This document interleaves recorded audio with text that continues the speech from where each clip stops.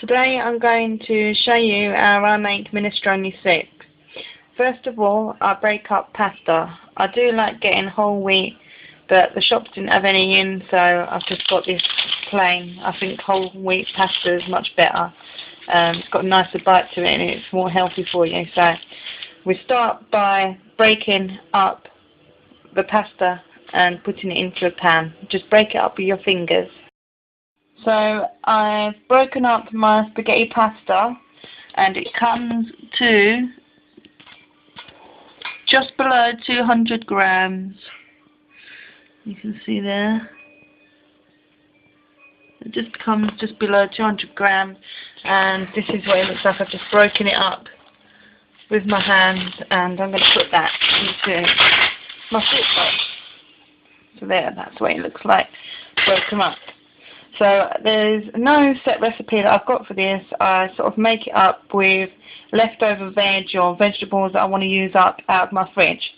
So that's step one. Step two. Pour 2 tins of tomatoes. I've got some plum tomatoes and some chopped tomatoes. If you've got fresh tomatoes that you want to use up, just use them instead. So these are 400 grams per tin. So, no, 240 grams per tin. And I'm going to open these up and just pour these straight into the pan. That's step. And if you're a female like me and you find it hard to open tins with tin openers, I find it rather tricky, especially because I've got arthritis in my hands, then you ask your lovely husband to do it for you. So this is what I have now. I have my 2 tins of tomatoes, plum and chopped, and my spaghetti which I broke out in my... Step 3. Peel 2 medium-sized onions and slice them. So step 3, slice your onions. I've just sliced them just like so, and they measure almost 300 grams. So my little helper is going to pour this into the pot. Pour that into the pot next to you on the cooker. No, on the cooker. This one, quickly. That's it. Straight in the bowl. That's it. So now we've got our spaghetti, our tomatoes, and now our onion. I'm using up the mushrooms that I have left in my fridge. Not very many, a handful of mushrooms, not just medium sized. And I've got a red pepper and a green pepper. Like I said, I'm just using up stuff that I've got in the fridge. So whatever you've got in your cupboard or your fridge, just go for it and just add it in. So I've cut up my mushrooms and I'm going to take the seeds out of the peppers. You can see there, they smell delicious. So remember to take your seeds out and the stalk off, and you can put them in your compost heap if you've got a compost heap. I've cut up the peppers, just slice them in no particular way, just chop them up, and my little helper is going to put these straight into the pan. Put them all in. Use 2 hands and I'll help you. So put these into the pan. Ow. Oh, careful. And this is going to taste delicious. So put those all into the pan and I'll meet you at the next step. I found some lovely baby potatoes that I've not used up yet in the fridge, and I'm just going to put these in too. I don't normally put them in, but you know, you've got to use up what you got. So I'm going to put these little potatoes in. They're quite small. You can see there the size of these in my hands are just baby potatoes. So I'm going to chop these up and chop the baby potatoes, and my little helper is going to put them all in the pan. Use 2 hands. That's it. Mummy, help. So just chuck them in as well. Just use up what you've got in your fridge, vegetables. Vegetable-wise, it's minestrone soup, so veg. So that's what we've got so far, and it looks and smells delicious. If you've got a herb garden, take some time and bring some thyme in from the garden and put it in the pot. You don't need very much. Just cut a tiny amount. You don't need much. Our thyme is flowered at the moment, so I think the flowers will be fine in the pot. Mum. Show us what you've got. How much have you got in your hand? Open up wide. So we've got some time there, and we're going to put that in our pot. Are you going to bring that in? Come and bring it in then, there's a good boy. I'll get it to you in here. Alright, okay. Oh, I've got it. So thank you, Ray. That's it. So we've got our thyme and it smells beautiful. I'm just going to stick that in the pot just there it is. I'm not going to bother cutting it up. I'm just going to shove it straight into the pot just like that. Give it a wee wash. Just rinse it. A lot of people don't bother rinsing it because they say I think it takes the flavour away or something. I'm not sure. So I'm just going to pop that straight into the pot like that, and then when it's cooked I'll just pick that out and it'll just flavour it. Cloves, 2 pieces of garlic cloves, and the way that I do my garlic is, I saw this on a cooking show once, if you push down on the skin quite hard, it loosens off, it's easier for you to take the skins off. I like doing it on my chopping board actually. Just like that, and squash them down and it's easier for you to peel the skins off. Next, chop up your garlic. I'm using this because our garlic crusher's broke, and to be honest, it doesn't really much matter. If you keep it bigger, I think it lets off just as much flavour. So I'm going to chop this up and put this in. You don't have to, you know, you could slice it as small or as big as you want. I'm going to try and cut this down a wee bit. It smells nice, doesn't it, Ray? Can you smell the garlic? No. You can't smell it, it's really strong. Do you like garlic? Do you like garlic? A little bit. A little bit, you eat garlic bread, don't you? So I think that's chopped up enough now. Right, let go, that's a good boy. And we're going to put that straight into the pot. We're going to turn around on the chair, be careful please. And then just put all of that in the pot, just brush it down. Now smell your fingers and tell me what they smell like. Garlic. Right there. What do you think of garlic? Do you think it smells nice? It smells like chocolate. It smells like chocolate? No it doesn't. So I'm going to be adding vegetable stock. I'm going to be putting 2 cubes in here. Obviously I'll unwrap the cubes and I'm going to fill it up to the top. 800 millilitres. I'm not sure if you can see that. So 800 millilitres just there. 1 litre. So I'm going to put 1 litre in. So this is me making up the vegetable stock. I've boiled the kettle, so I've cheated a wee bit.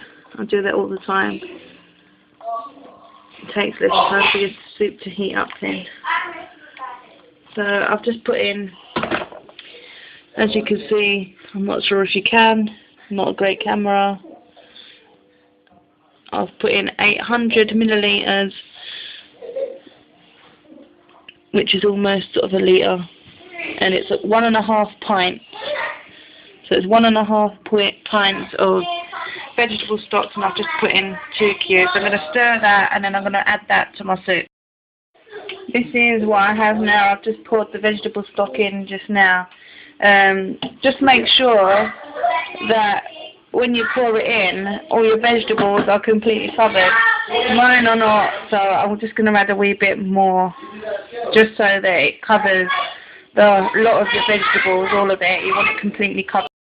I added another ½ litre, so altogether I've put in 2 litres of water from here. So yeah, 2 litres altogether of vegetable stock. So 2 cubes and 2 litres of water, and that's what I've put in now. I'm going to season it now. I'm going to add a little bit of Tabasco sauce, so I'm putting in a few drops, not too much because the kids obviously will be eating it, so I'll put in about 4 drops of Tabasco sauce. I've added some cracked pepper that I've used from my pepper mill. I've twisted it a few times, so about 3 or 4 times. So I've just put in a little bit, and I won't be adding any salt because I think there's enough salt in the vegetable stock cubes, and my children will be eating it, so I don't like adding too much salt, so I won't be adding any salt at all to it. Yeah. So that's me finished my soup. I'm going to put it on the heat now, and it smells really nice, so I'll maybe come back on once it's cooked. I do like adding tomato puree, but I've not got any, so normally I just I'll get the squeezable tubes of tomato puree, and I would squirt in about a tablespoon of tomato puree, but I've not got any, and I'm just using up the things that I've got in my cupboard. So it does look really nice. You can see all the colours there. A courgette would be nice in this as well. We've got courgettes in the garden, but they're not ready yet, so I love courgettes. A courgette would be lovely in this. That's my soup on the heat, you can see there. I'll put that on the gas hob. And I was just thinking the other thing that would be nice in this soup is celery. If you've got any celery, I would probably use about 3 sprigs of celery. That would be nice in the soup as well, but I've not got any, so I like celery in soup. So I'm going to let that to boil, and I'll probably leave it on for until it simmers. I'll probably leave it simmering for about 35 minutes, and then it'll be ready. I don't like it cooking for too long, so until the veggies have sort of softened and they're not too hard. The other thing that would be nice in this soup is kidney beans. If you've got a tin of kidney beans, they would be nice in this, or even a tin of mixed beans would be nice. Like, I haven't got any, so that's a shame, but whatever you've got in the cupboard. So thank you for watching, and once it's cooked, I'll come back on. My son loves carrots, and I haven't got any, so I found these in the freezer that I had just mixed frozen vegetables. They've got carrot, garden peas, cut green beans, and sweet corn. So I've got a small handful of those, and I'm just going to put them because my son absolutely loves carrots. So I'm just going to pour these in, and I'm just measuring and putting them in there. I wouldn't normally do this in there, to sort of chuck them in the pan, but because I'm showing you what I'm doing here, I thought I might as well measure these out just in case. So these measure out 175 grams, so 175 grams, and I'm just going to chuck them in the pot. That was just to add a bit of carrots in it. Just go with the flow when you're cooking. Just have fun and what you've got in the cupboard or in the fridge, just to add it into your soup, your vegetable soup. So any vegetables or beans that you've got in your cupboard, just add them in with some spaghetti and your 2 tins of tomato and your vegetable stock, and it'll make a lovely, delicious, hearty meal. Peas don't want to go in here, so I've just added them, and it's starting to smell really nice. It sort of just started to boil. The lighting's not very good. It's a dull day today, so unfortunately. But do you know what? That smells really nice. I might add a tiny little bit of mild chili powder. It just smells like it needs it. I'm going to add a small amount of mild chili powder. Maybe just a couple of pinches, 2 pinches. So I've got some chili powder here, and I'm only going to sprinkle in a tiny amount because the kids won't appreciate it. So that was literally probably not even 2 pinches. It was like a pinch for 1 pinch. Just a tiny, tiny amount of chili powder, especially if children are eating it. Just a tiny amount. If you like things spicy, you can always add a little bit later on. But I wouldn't go over the top with it. I've done that mistake before. But yeah. So that's how you make minestrone soup. And when it's cooked, leave it cooking and simmering probably for about 30 minutes, 35 minutes, just until the vegetables go soft, and hey presto, there you have it. This is how I make minestrone soup with the leftovers that I have in my cupboard, and it's going to taste delicious. It looks nice. So that's how I do it. Thank you for watching. I hope you enjoyed this video, and please leave a response. Please rate the video. Please comment if you've made this. If you do make it, I'd love to hear from you and let me know what you think. So, yeah. Thank you. Bye.